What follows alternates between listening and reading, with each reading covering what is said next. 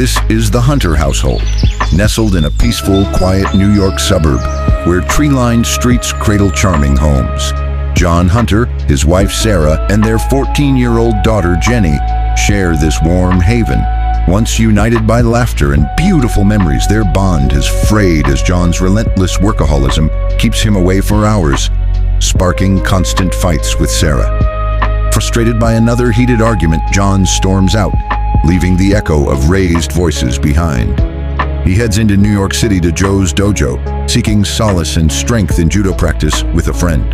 Jon steps into the dojo, the scent of tatami mats greeting him as he heads to the locker room. He sheds his street clothes, dons his judogi, and moves through a series of deliberate stretches, warm-ups flowing from neck rolls to hip openers. Soon, Andrus appears, and the two friends bow in respect before launching into their familiar judo sparring, sharpening both mind and body.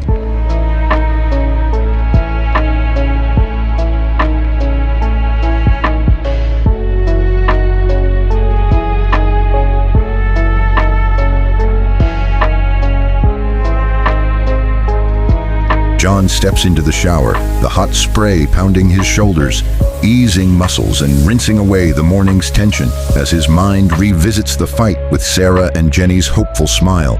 After toweling off, he dons a tailored designer suit and leaves the dojo. The drive to Manhattan's financial district blurs past the skyline until he arrives at Citibank HQ.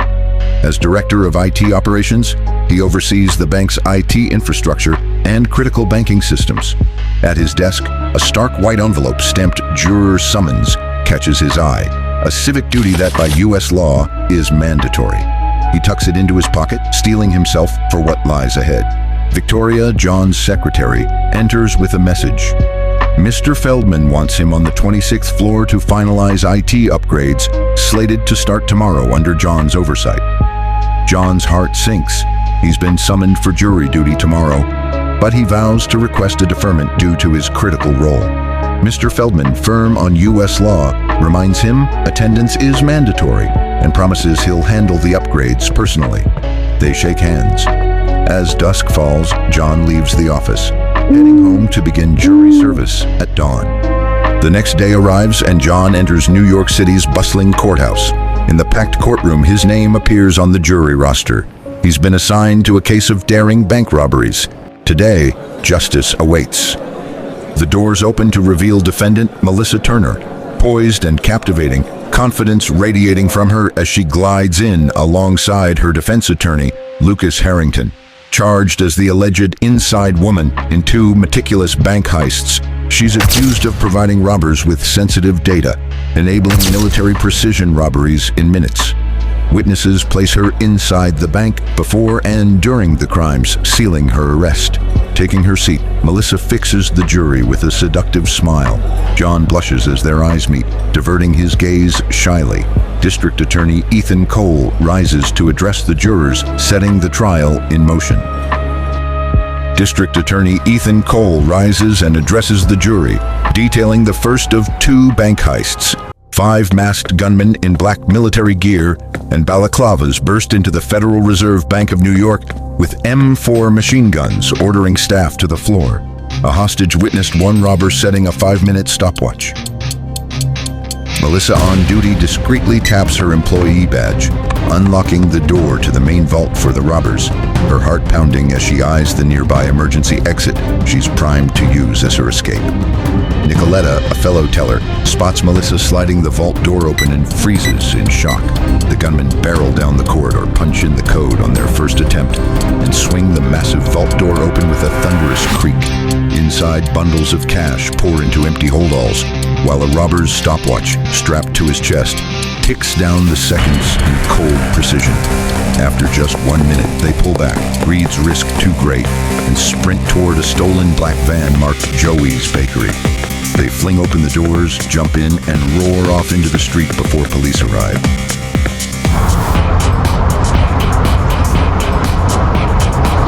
Police and SWAT teams converge on the bank, helicopters thundering overhead, yet the robbers have vanished without a trace. Reeling from the heist's toll, Bank teller Melissa resigned just days after the robbery, citing overwhelming stress as her chief reason. Mr. Cole grills Melissa, accusing her of using her keycard to unlock the vault. She vehemently denies any collusion, explaining she only tried to flee through the emergency exit until the robbers forced her back among the hostages. On the stand now is Nicoletta, summoned by Mr. Cole to share her testimony. Voice quivering, she recounts watching as Melissa swiped her bank keycard to unlock the vault door, then saw armed men pouring into the corridor. The courtroom falls silent as she describes the moment the gunmen reached the vault. Once again, Melissa stands firm, denying any involvement or wrongdoing. I was not involved. John watches in disbelief, convinced Melissa is innocent and caught in a terrible misunderstanding. Mr. Cole tells the jury she must have memorized her superior's vault code by watching him enter, then passed it to the robbers, explaining how they gained instant entry. Mr. Cole questions Augustina, Melissa's colleague and longtime friend outside of work. She calls Melissa hardworking, trustworthy, and insists on her innocence. Melissa smiles, grateful for such heartfelt support. Mr. Cole calls Feroz, the bank's veteran security officer. He praises Melissa's integrity and dedication, declaring her innocent. Melissa smiles appreciatively. Next, customer Evelyn testifies she was too scared, eyes closed on the floor, and saw nothing. Mr. Harrington summons customer Puneet. He admits he wanted to kick the robbers' asses, foil the heist, and be hailed a hero. His Right Honorable Judge Chopra urges Mr. Cole to move on, asking him to detail the second Chicago robbery, strikingly similar in method and believed to be by the same gang, and noting that Melissa was working at this bank too. Mr. Cole recounts the second Chicago robbery. On a bustling Monday morning during a scheduled cash delivery, 6 gunmen in black military gear and balaclavas, armed with M4 machine guns, stormed the bank. They ordered every customer onto the floor, warning that any movement would be met with gunfire while staff remained standing. The petrified hostages watched amid terrified gasps as the intruders activated a 5-minute stopwatch before proceeding with chilling precision. This calculated brutality confirmed it was the same gang at work. The robbers punch in the vault code and slip past the counters. With M4s raised, they grab 2 tellers, Melissa included, holding them at gunpoint. She stands frozen, tears streaking down her face as fear grips her. The other hostages remain paralyzed under the threat. The only sound, the robbers' harsh whispers and the pounding of terrified hearts. They keep their rifles trained steadily as adrenaline surges through the room. Under duress, Melissa slips a drawer key to a masked robber, yet her smirk is seen as strange by a colleague. The robbers load holdalls with cash before the stopwatch expires. A swift in-and-out job echoing the first heist. Calm and professional, the gang exits the bank with holdalls bursting with stolen cash. Their movements measured, they stride toward a nearby stolen cable company van, pausing to scan the streets for police patrols. One by one, they slip inside and seal the doors, maintaining an air of normality. Under the guise of mundane traffic, the van pulls away. Inside, muffled applause and cheers ripple through the crew as they revel in the success of their flawless money heist. Police and SWAT teams swarm the bank only to find it empty. The gang has once again vanished. Mr. Cole calls teller Angie, who recalls seeing Melissa hand the drawer key to a robber. Smiling, she thought it odd. Melissa explains her grin was pure terror, a plea for mercy to show cooperation, not involved. Not defiance. Mr. Cole calls Mr. Casey, the known office flirt. He reveals he and Melissa clicked and he'd hoped to ask her out. Melissa smiles, grateful for the compliment. Mr. Cole calls Mr. Peterson, a customer, who pauses, looks at Melissa, then confirms he saw her hand over the key, smiling as she did. Mr. Cole calls assistant manager Ms. Fox. She confirms seeing Melissa in a restricted office, leafing through confidential files on scheduled cash deliveries. Ms. Fox recounts Melissa handing her resignation letter to bank manager Teddy Fletcher, who was saddened to see her go. Melissa explained her departure was due to stress from the robbery. With a heavy heart, she gathered her belongings and left the bank. His Honor Judge Chopra recesses the court and grants Melissa bail at $25,000, ordering her back tomorrow. Relieved after a taxing day, Melissa rises and quietly leaves the courtroom for the night.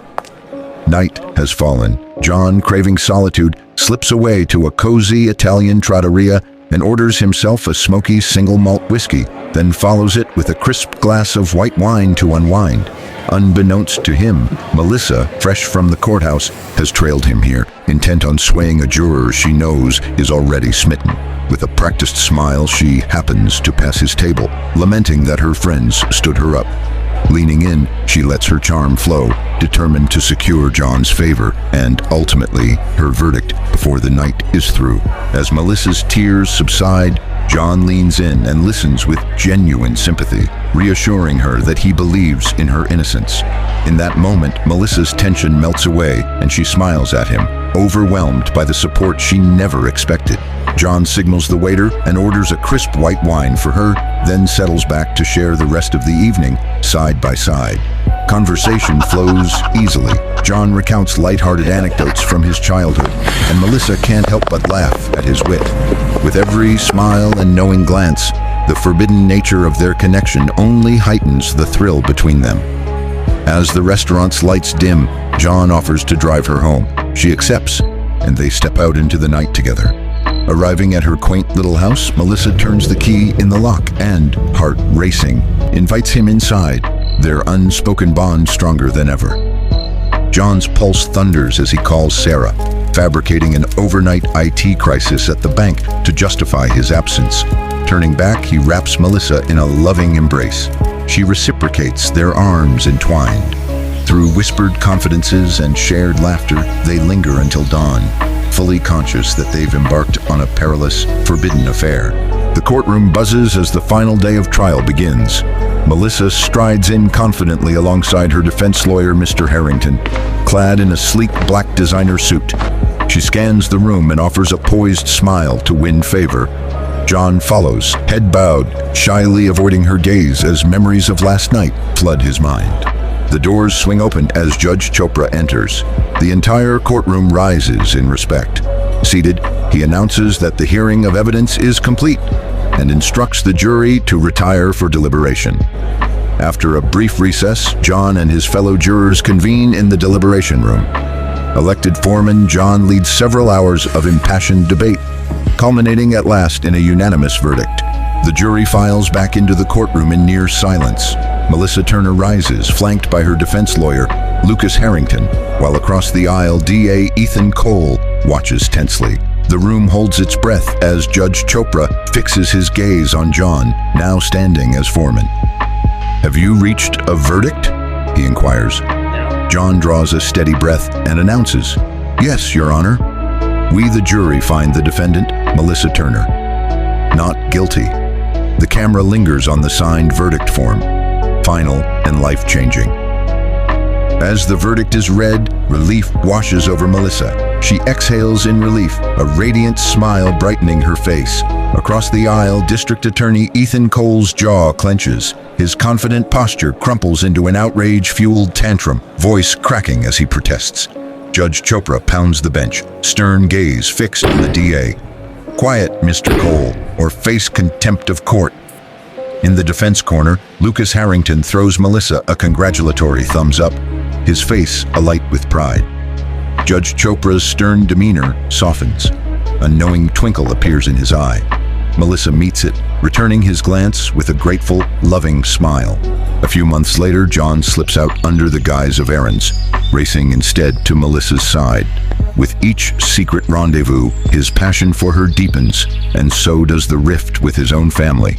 At home, Sarah's friend Alex arrives carrying DJ, an irresistibly fluffy cockapoo. Jenny's face lights up as DJ bounds over, nuzzling her hand before planting a playful lick on her cheek. Sarah can't help but smile and laugh with Alex at the adorable moment, yet Jon hangs back, forced smile masking guilt and longing. He watches Jenny's delight and feels only emptiness. Later, in a quaint coffee shop, Jon and Melissa sit across from each other, Nespresso cups steaming between them. He reaches across and they share a shy, tender kiss, another secret pulling him further from home. A few days later, Jon arrives at Melissa's home, expecting joy, but she meets him trembling and tearful. In a hushed voice, she confesses she wasn't the mastermind, but was the gang's inside woman, helping pull off armed robberies in New York and Chicago. Jon's world shatters as denial gives way to betrayal. Heart-pounding, he asks, "Why tell me this now? Why did you join them in those crimes?" His trust cracking, he stands staring at the woman he thought he knew. Melissa's voice trembles as she insists she isn't a monster. She reveals the gang kidnapped her parents, holding them captive to force her into the New York and Chicago robberies. When Jon asks why she never went to the police, she confesses they monitored her moves and would have killed her family if she tried. Tears fill Jon's eyes as he nods compassionately.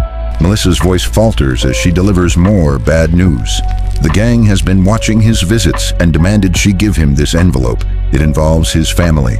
Jon's color drains, tears spring to his eyes as he begins to cry, dread tightening its grip on his heart. Jon tears and opens the envelope. Inside are two photographs, Jenny and Sarah, each scrawled with dead in dripping red ink. His heart races and he freezes in terror. Melissa's tears fall as she meets Jon's eyes, her voice trembling. She reveals the gang has researched him. They know he's Citibank's IT director of operations, and they've coerced him into one final job. He must appear alone at the Manhattan Cruise Terminal docks tomorrow at 9 p.m. Any refusal or contact with the police and his family will be killed. Jon goes silent, dread flooding him as he walks away. Jon settles at a dimly lit bar, clutching his glass as tears stream silently down his face. Jon arrives at the New York docks at 9 p.m. Two cars sit by the pier, headlights glare through the mist, illuminating the figures before him. Two men in balaclavas stand by the vehicles. Between them, a third man steps from shadow into light. His deliberate stance and cold, measured gaze radiate authority. Jon knows instantly he's the gang's leader. The man is Major James Russell, once revered for his battlefield prowess in Afghanistan and Kandahar, now stands disgraced. An investigation revealed he and his unit committed brutalities against civilians in Kandahar, leading to relief of command and dishonorable discharge. Now they channel their military skills into major crimes like bank robberies. Major Russell's gaze is icy as he steps close. "I know your job, your home, your wife Sarah, your daughter Jenny. You'll do one job for me, fail or go to the police, and I'll kill them." Jon's legs tremble as terror takes hold. Jon's voice steadies as he locks eyes with Russell. "I'll do your job, but you will release my wife and daughter. And after that, I never want to see you or your gang again." Major Russell slides an envelope to Jon containing necessary account details. Calmly, he explains the plan. During the bank's routine maintenance, Jon will crash the IT system, siphon $50 million into Yorker's shipping company, the laundering front, and then restore operations so the loss looks like a glitch. He must also erase logs and audit records to avoid suspicion. Russell concludes, "I'm done with physical raids. It's time to move into cybercrime." Major Russell's tone is sharp as he informs Jon he has 1 week to prepare and must meet him next Saturday at the V Club's VIP area. Jon swallows hard, reluctantly agrees, knowing it's his only path to freedom. He turns from the docks into the night, the weight of the week's task pressing down. Jon perches on a worn park bench, head bowed as he realizes the terrible mistakes he's made. He unlocks his phone to a smiling photo of Sarah and Jenny, guilt flooding his chest. With trembling hands, he opens Russell's envelope, revealing the Yorker's shipping company account details, the destined home for $50 million stolen dollars. At first light, Jon enters Citibank's lobby and rides the elevator to the 24th floor and walks to his office, where he settles at his desk, inserts an external USB drive, and begins creating and coding a macro program, completely isolated from the bank's network. His plan, trigger it during routine maintenance to power overload the servers, crash the system, and siphon the $50 million to Russell's account. Jon enters the restricted server room. At the open rack, he plugs in a USB drive, arming a hidden macro he alone can trigger remotely at Saturday's 9 p.m. planned maintenance. Jon wraps up the unplanned work and sits back, heart pounding. Despite the trauma she caused, his mind drifts to Melissa. He still believes in her goodness. Tender memories of their laughter and shared warmth fill him, compelling him to push away from his desk and plan a visit to see her. Jon arrives at Melissa's home on impulse. Walking up her front path, he hears laughter inside. Pressing against a side window, he peers in to find Melissa locked in an embrace with Major James Russell. Shock floods him. Standing by the side of the window, Jon listens as Melissa sneers. "Jon's just a lovesick fool. He'll make us super rich so we can run away together." Russell's voice turns ice cold. "I can't risk loose ends. Once the job's done, I'll have him killed shortly after." Melissa leans in, whispering, "Baby, my act with him was fake to set us up. I love you, James." They seal it with a fierce, passionate kiss. Furious yet empowered by their betrayal, Jon realizes he holds the leverage. They have no idea he's onto them. Rage fueling him, he plots to twist the job into revenge. He storms from Melissa's home back to his office. Jon bursts into his office, pulling up the Yorker's shipping company details Russell provided. He reprograms the macro with a hidden reversal.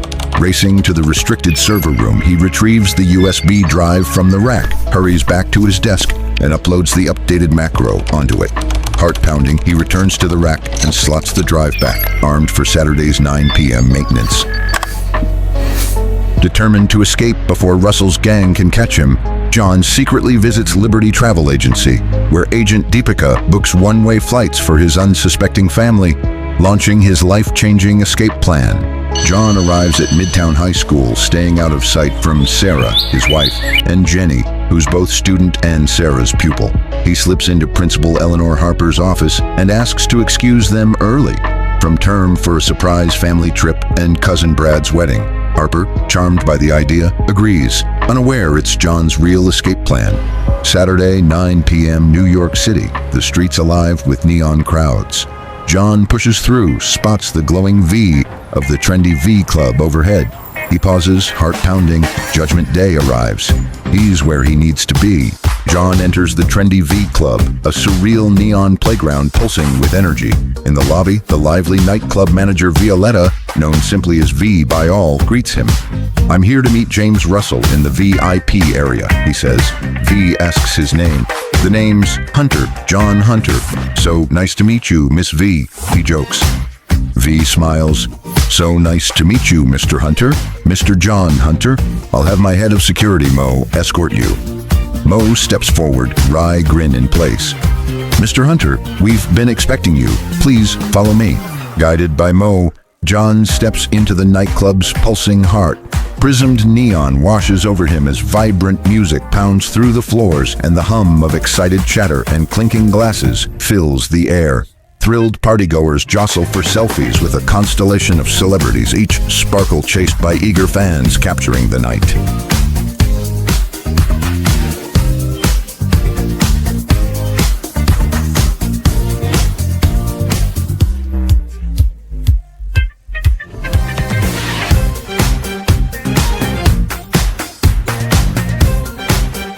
Jon steps into the neon-lit VIP area, facing Major Russell, flanked by Captains Alex on his right and Johnny on his left, all three men in designer black suits. Russell asks, "Everything set up?" Jon nods. "Yes, just need to activate maintenance remotely. I do this, then we're done." Major Russell pushes a laptop toward Jon. "Get to work," he orders. Jon eases onto the stool, anger simmering beneath his calm. Behind him, Russell, Alex, and Johnny lean in, eyes gleaming with anticipation as their fortunes hang in the balance. Jon takes a breath, fingers poised, and logs into the Citibank servers. Jon kicks off server maintenance, backing up all account data to a secure server. He zeroes in on Infodata Systems Limited, $50 million balance, rerouting it to Russell's Yorker's shipping, already loaded with $4 million of illicit gains. The transfer hits 98% complete. Russell orders Jon to crash the servers and corrupt the Infodata backups, making it look like their $50 million vanished in a power failure. From Citibank HQ, Jon remotely accesses his planted USB and triggers the outage, mere seconds after siphoning the funds into Yorker's shipping. As restoration kicks in, Infodata's loss is deemed legitimate. Yorkers' balance leaps from $4 million to $54 million, and the bank's insurance will cover any client losses, sealing the deception. Russell, Alex, and Johnny burst into applause, toasting their newfound millions. John forces a tight smile, hiding his rage. Russell then pulls out his phone, logs in, and there it is. $54 million in his account. No gun, no bullet needed. Russell, Alex, and Johnny cheer as Russell clasps John's hand in thanks, an insult given the threat to his family. John's calm mask holds as he long presses the laptop touchpad. Distracted by celebration, the gang misses the subtle screen flicker. His reversal macro quietly completes in the background. Shortly after, the $50 million returns to Infodata. John's silent reversal erases any trace of wrongdoing. But vengeance burns, and marked for death, he strikes back. Using the credentials Russell naively provided, he swiftly siphons Russell's $4 million from Yorker's shipping into a secret Cayman account, untraceable and final. Russell pops open a bottle of Bollinger champagne. He offers John a glass, but John declines. Russell assures him and his family are free to go unharmed. Filled with fear, John stays calm and silently leaves, the clock now ticking on his escape plan. Later that evening, John returns to his office, changes into a suit to blend in, and slips into the server room. He retrieves the USB drive he planted, ensuring every trace of his intrusion is erased. Early next morning, light filters through the Hunter home. John stands in the entryway, suitcases at the door. As dawn breaks, guilt crashes over him. He's the one who brought this danger on Sarah and Jenny, and he knows today is their last day here. John sits Sarah and Jenny in the living room, guilt heavy upon him as he prepares to tell the lie that will change their lives forever. With a calm, jolly demeanor, he apologizes for his absence and their arguments, promising to make it up to them. "I've planned a surprise holiday for us, and we need to leave now," he announces. Sarah's brow furrows. "But what about work and Jenny's schooling?" John smiles reassuringly. "I've already arranged it with Mrs. Harper."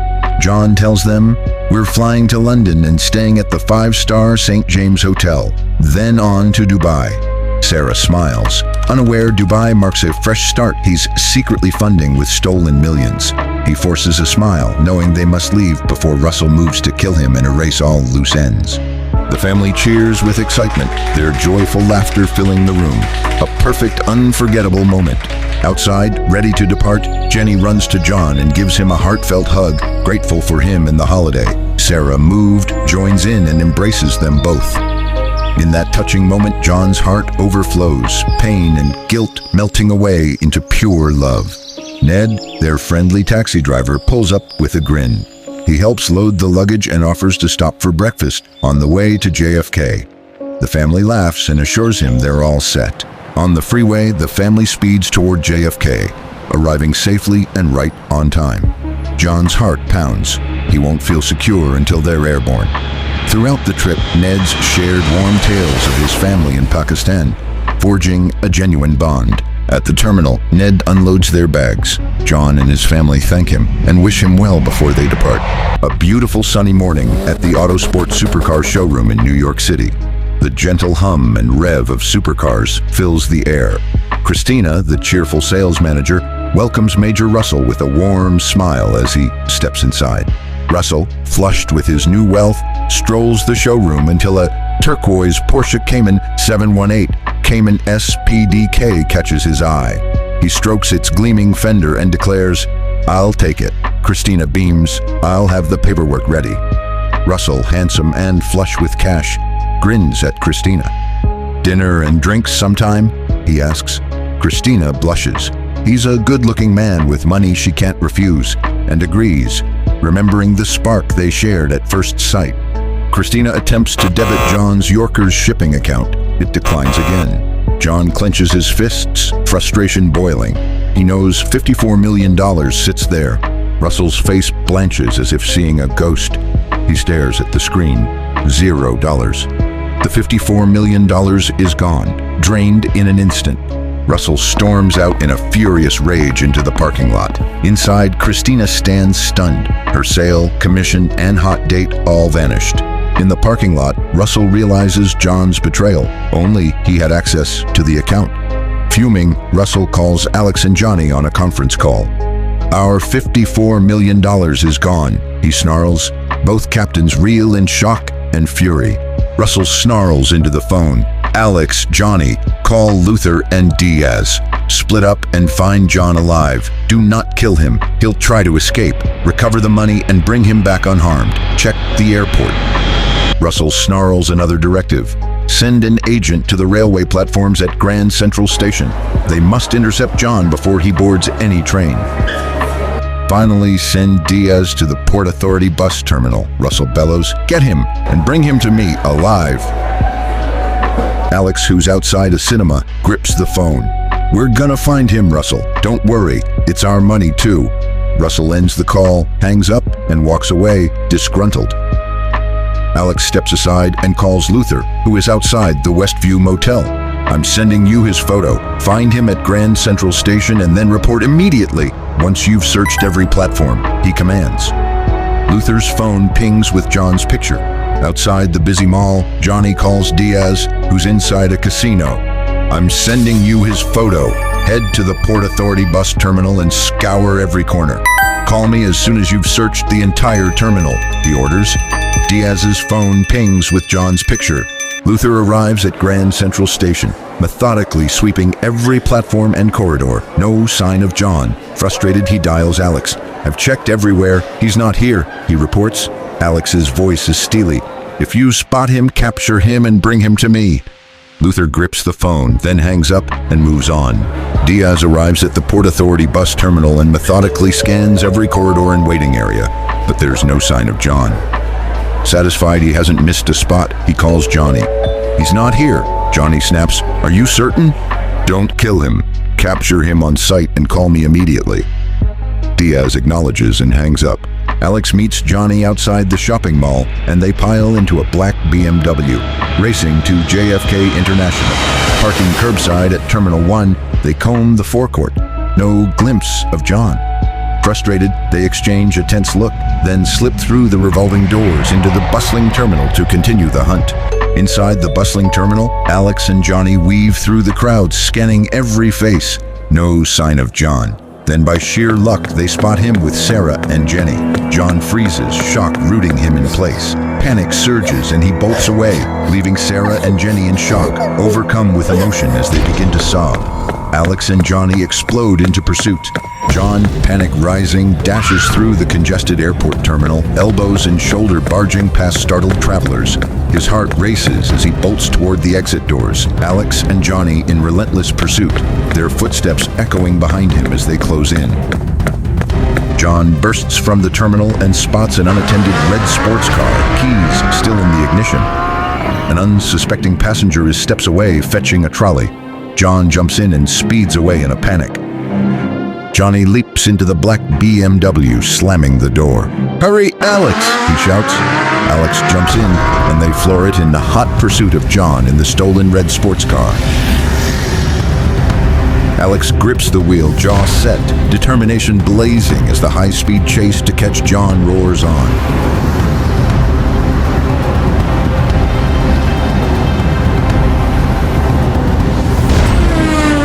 John slams the accelerator. Red taillights blur as he rockets away, desperate to shake his pursuers.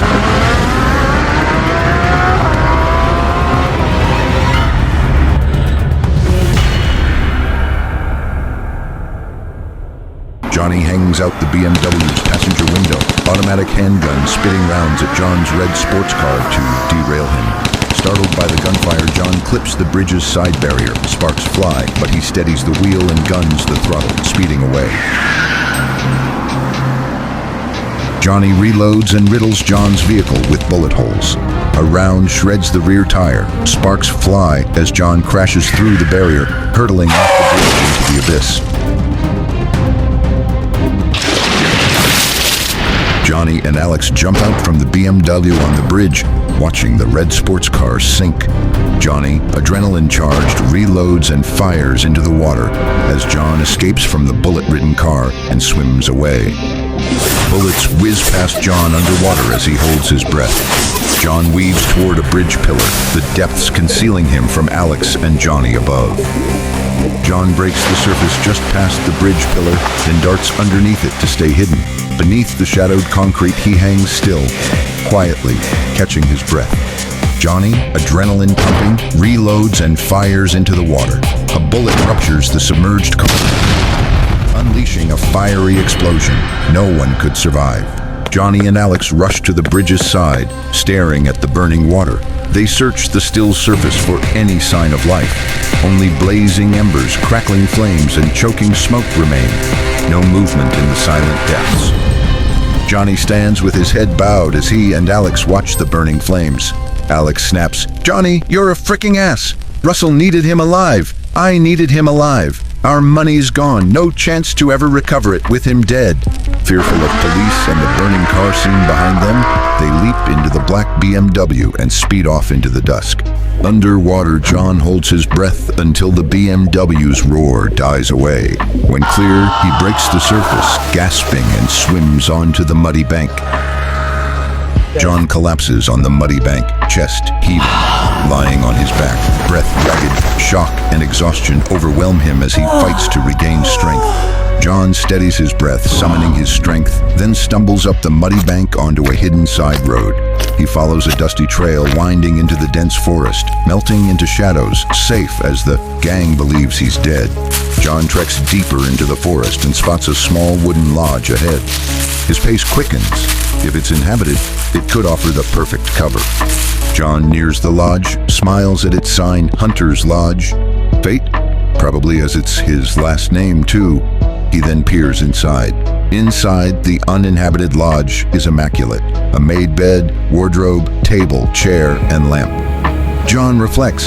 He'll stay off-grid until the heat dies and reunite with Sarah and Jenny. He steps inside, collapses on the bed, gasping. We're now at Rockways Playland's theme park on New York's outskirts. Closed since 1983, it's a derelict, dusty ghost park. Perfect camouflage for the gang's off-grid hideout. Alex and Johnny meet Russell. "Where is he?" Russell demands. Alex recounts finding John at the airport, the frantic chase, and how Johnny got carried away, blowing the car up and killing him, even though they were meant to bring him back alive. Russell's face darkens like a brewing storm. In a fury, he draws his handgun on Johnny, who trembles. Alex pleads with reason, but Russell roars, "I ordered him alive. Your insubordination cost everything. You'll pay with your life." Johnny trembles, arms outstretched. "Please forgive me, we're brothers," he pleads. Russell's eyes blaze with fury as he screams, "And you betrayed me. You cost me everything." Alex's tears glisten as he outstretches a trembling hand, a silent plea for Russell to spare Johnny. Through tears, Russell fires over Johnny's shoulder, intentional mercy from a brother. Russell strides away, eyes tearful with mercy as they go back a long way. Russell sees him as a brother. Johnny stands behind, shaken and tearful, silently vowing never to fail him again. 1 month off-grid has aged John. Long hair, tangled beard. He slips into the nearby town for his regular supply run, blending quietly into the crowd. John quietly takes funds from his Cayman account from an ATM, never his old cards in case he's being watched. He slips into the local supermarket, keeps to the shadows, and loads his basket with tins, beans, soup, and vegetables, stocking up for another week off-grid. John walks back to Hunter's Lodge, glancing over his shoulder at every step, paranoia settling in. John scoops water from the shallow stream, splashing his weary body clean as the cool liquid revitalizes him. John sits alone in the lodge, spooning heated tinned food warmed over an open flame outside. Using a power bank, he charges his phone, opens a photo of Sarah and Jenny, tears in his eyes. Enough time has passed, he steels himself to head home and save them once more. At dawn, John boards a Greyhound to New York City, eager to reunite with the family who believes he died. He plans to reveal the truth, earn their trust, and lead them to safety from Russell. John arrives at Port Authority bus terminal in New York City at dawn. He disembarks, paranoia spiking, and slips toward the exit, weaving through the crowd to stay hidden. Across the concourse, Johnny, fresh from his family visit, glances up and thinks he spots John, but doubt flickers. He isn't sure. From the concourse periphery, Johnny spots John's profile. He's certain it's him, a dead man walking. His heart pounds as he pushes into the crowd, trailing at a distance. The terminal throngs with travelers, making pursuit difficult. John, unaware, hurries towards the exit. Johnny bursts onto the street, but John is nowhere to be seen, lost in the throng of New York's bustling crowds. Johnny rings Russell. Hunter's alive. I spotted him but lost him. He has no idea he was seen. Russell's brow furrows in disbelief. Johnny, are you certain? He asks, voice controlled. I believe you. Gather the gang. Meet Alex at Rockway's Playlands. You'll abduct Sarah and Jenny in public with witnesses. The press will broadcast it and John will be forced from hiding. Well done, Johnny. Johnny thanks Russell and ends the call, then dials Alex. On a busy NYC street, Alex answers as Johnny breathes out, Hunter's alive. Russell wants us at Rockway's Playlands. Kidnaps Sarah and Jenny in public with witnesses. Stunned but determined, Alex agrees. Johnny hangs up and calls Luther. Luther, with Diaz in a casino, takes the orders and confirms they're en route to Rockway's. Russell dials Melissa. Hunter's alive. Track him down. You know his haunts. Melissa's lips curl into an evil grin, thrilled at a second chance to seize the money. I'll find him, she vows, ending the call. John hides outside his home, terrified to face Sarah and Jenny. He will return tomorrow, clean and ready. Sarah and Jenny stand in their kitchen, eyes red and hollow. Sarah clutches an old newspaper headlined with John's death, both unable to move past the shock. John enters the Parkview Hotel, checks in at the front desk, and pays cash for a room. He plans to clean up and prepare for Sarah and Jenny at dawn. John steps into his hotel room and looks at himself in the bathroom mirror, staring at the man he's become. Guilt and resolve wash over him. Sarah and Jenny are his world, and he must redeem himself. With determination, he trims his hair, shaves off his beard, and steps under the hot shower. Refreshed and renewed, he dresses quietly, ready to face the day and his family. At Rockway's, the gang don black military gear and helmets, reload M4 rifles, and stand poised. Their mission: abduct Sarah and Jenny, the bait to draw John out. The gang pile into a black, unmarked van, doors sliding shut. Engines roar as they merge onto the freeway. Midtown High School awaits at day's end, where Sarah and Jenny will be their bait. Before the final bell, they park outside Midtown High, engines silent. Johnny checks his watch. Tension crackles as the gang readies to strike at dismissal. The final bell rings. Sarah and Jenny exit, heads bowed. Suddenly, the rifle-toting gunmen burst through screaming parents and panicked children, closing in on their prey. The gunmen seize Sarah and Jenny, startled and terrified, and shove them into the van's rear.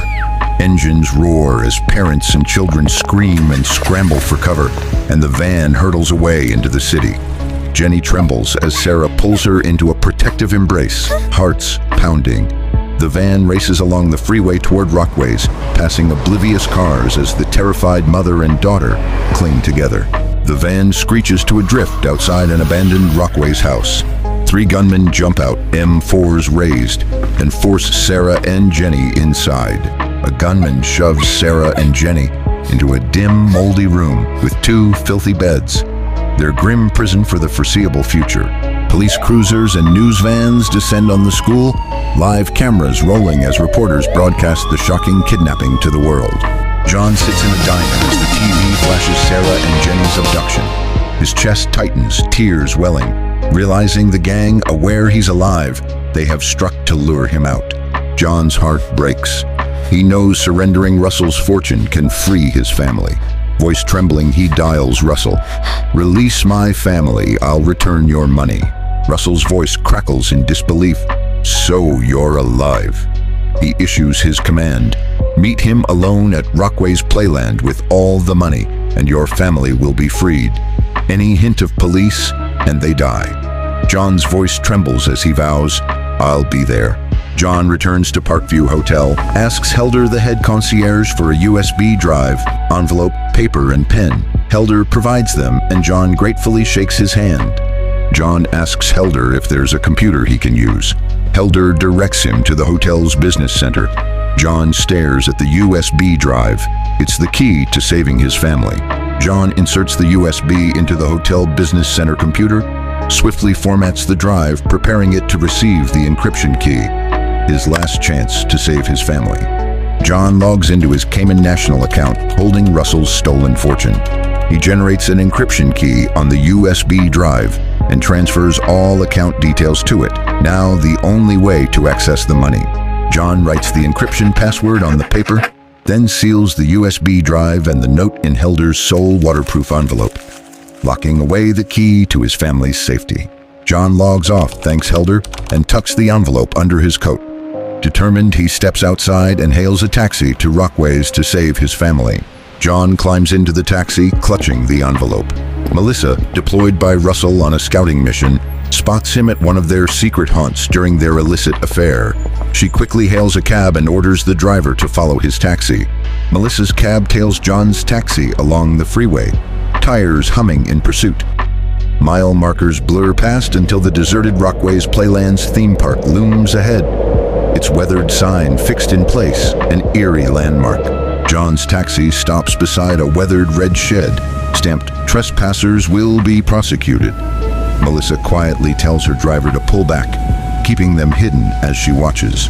Melissa slips the driver extra cash, asking him to wait a little while.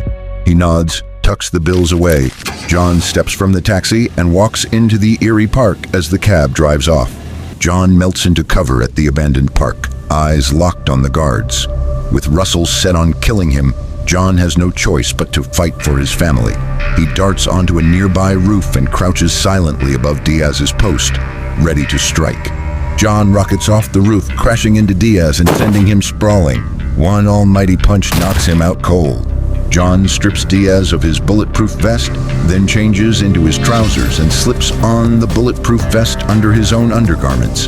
He drags the unconscious Diaz into the bushes, battle ready for the perilous fight ahead. Silently, Jon slips through the derelict park toward the rusted children's paddling pool where Luther stands alert. Like a shadow, Jon darts up behind him and clamps a vice-like chokehold around his neck, cutting off his air. Sparks of panic flare in Luther's eyes as Jon drags him backward into the murky pool, water splashing with a violent hiss. Jon's knuckles whiten as he tightens the hold, determined to render Luther unconscious before pressing on.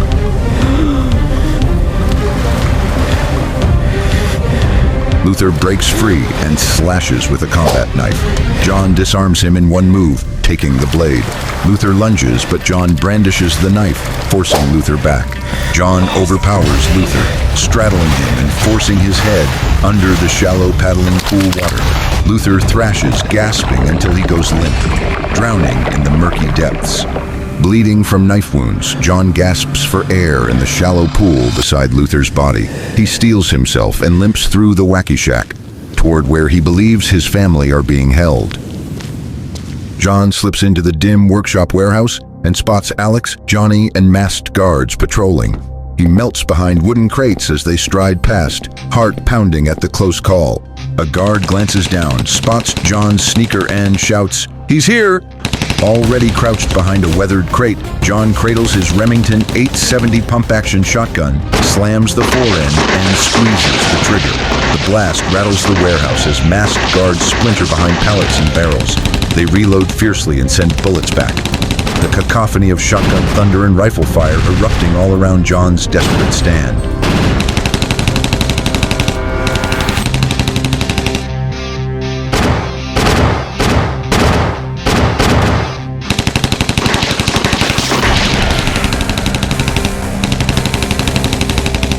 Bullets spray around him as Jon steadies himself behind cover, loads fresh shells from Diaz's stash, and returns fire with his Remington 870.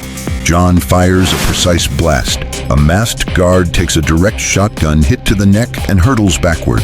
Jon keeps firing his shotgun round after round. Johnny staggers as a shell rips into him, crashing onto the dusty floor and bleeds out, dead. Alex, with his M4 raised, spots Johnny's bloody body on the floor in a pool of blood. With tears streaming down his face and blinded by vengeance and grief, he steps from cover and unleashes gunfire. Grief-stricken, Jon spots a window, fires his shotgun, blasting Alex in the chest. Blood pours as Alex collapses, dying in a haze of grief. Jon strides past the gang's bodies to the warehouse where Sarah and Jenny are held, and steps inside to face Major James Russell. In the final one-on-one showdown inside the warehouse, Jon rushes Russell, yelling, "Where's my family, Russell?" Russell pulls his pistol, eyes blazing, and snarls, "Where's my money?" "You're going to die, Hunter. You killed my brothers, my family." Jon roars, "They deserve to die, and so will you for what you and your bastards did to my family." Cut to Sarah and Jenny in their dim cell, huddled together, completely unaware of the fury raging outside. Jon roars, "Last chance, Russell. Release my family or I'll kill you with my bare hands." Russell snatches out his pistol. "Hand over the money now, and I swear I'll let you and your family go. I live by honor," he hisses. Jon's eyes narrow, fully aware it's nothing but lies. Jon stares down the barrel, knowing Russell's ethics are a lie. He pulls out the envelope, announcing, "The money is all here, the encrypted USB and its password to access the account." Jon plays along, formulating a plan, as he knows Russell won't spare him or his family. Sarah peers through her cell door window, watching. Jenny, alarmed by her mother's tense expression, whispers, "Mom, what's going on?" Sarah forces a gentle smile. "Nothing to worry about, Jenny, just patrolling. We'll be out of here soon. I promise I won't let anything happen to you." Jon spots an opening as Russell's guard drops for a second, and he seizes the chance. Jon rockets forward with a judo tackle, driving Russell to the floor. Russell's pistol and the USB drive scatter in the warehouse during the fall. Jon and Russell rise amid scattered shells and spent casings, circling like two warriors. They exchange powerful strikes, each blow echoing the stakes. Jon's righteous fury to save Sarah and Jenny versus Russell's ruthless will to reclaim his fortune. Sparks fly as fists collide.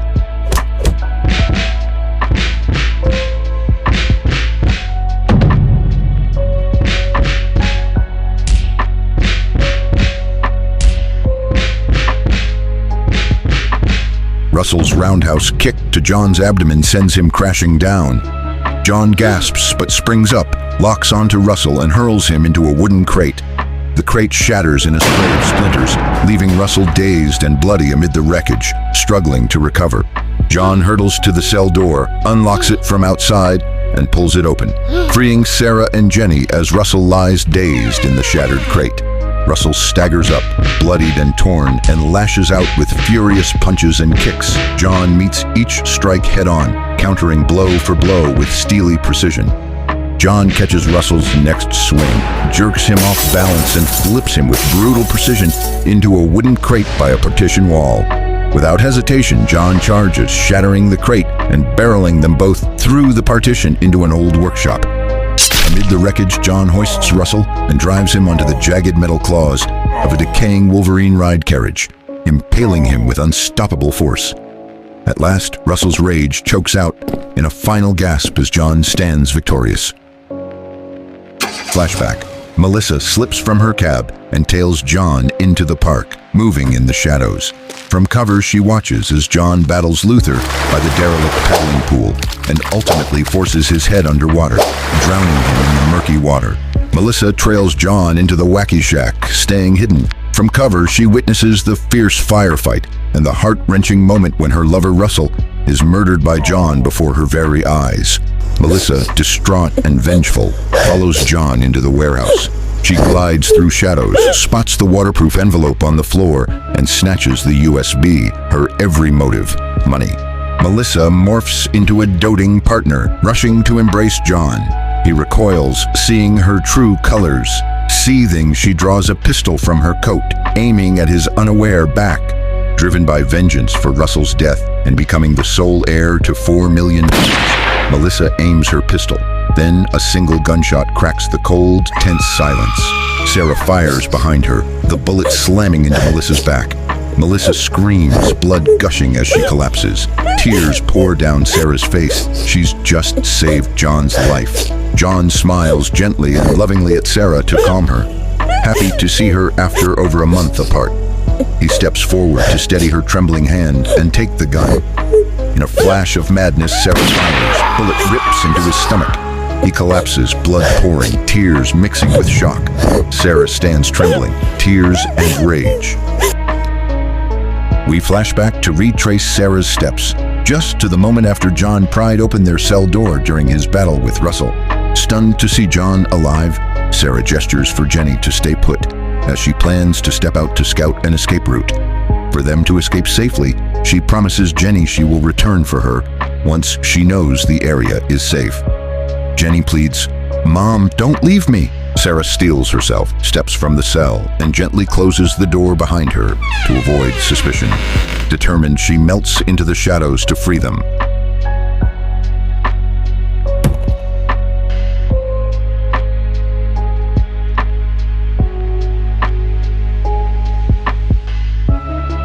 After stepping out of the cell, Sarah spots Russell's discarded pistol. She grabs it and watches Jon retreat as Melissa draws her own gun. Heart pounding, Sarah creeps up behind the unsuspecting Melissa. At the critical moment, she fixes her aim and fires point blank, sending Melissa crashing to the floor in a stunned collapse. Sarah, torn by rage and betrayal, whirls on Jon and fires point blank into his stomach. His eyes widen as he collapses, clutching his wound in shock. We return to the present.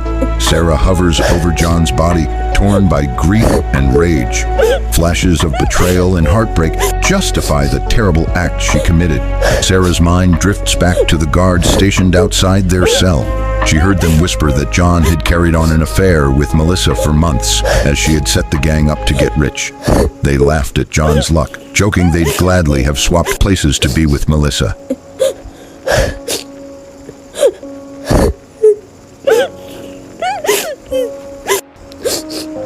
Sarah stands outside her cell, pressing her ear to the cold door as the guards' taunts cut deep.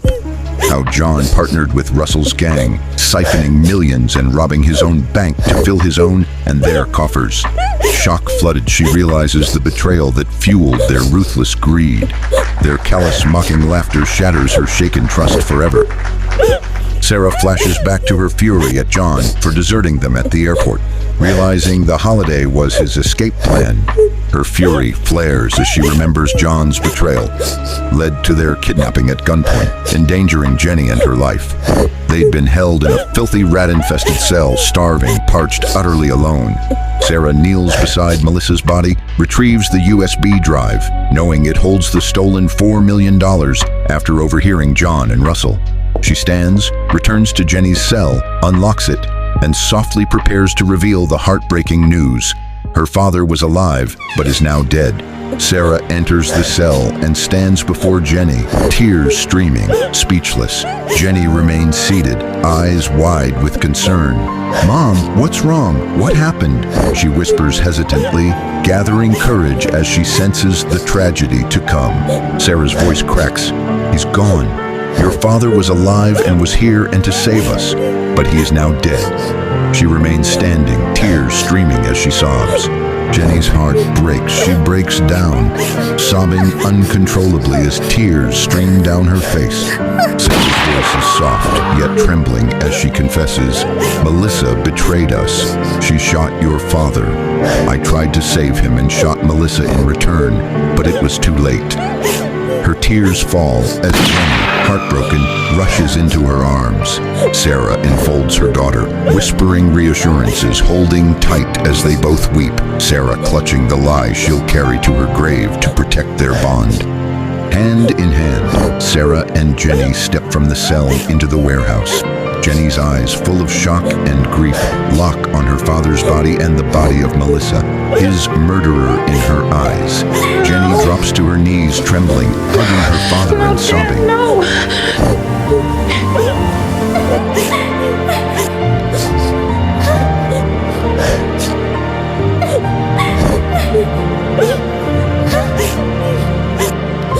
Sarah stands away from Jon's still form, clear-headed now and overwhelmed by remorse. Softly under her breath, she whispers, "Sorry," asking for his forgiveness.